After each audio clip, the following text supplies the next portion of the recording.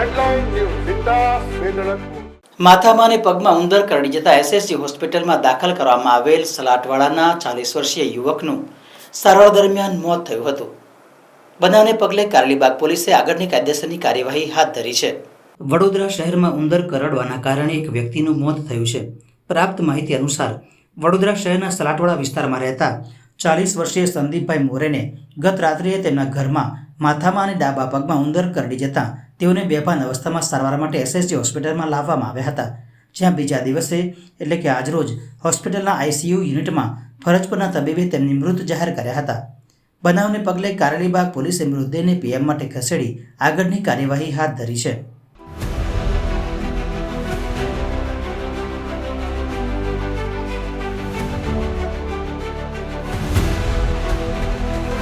हर समस्या की date headline news સીધા વેદળકપુર.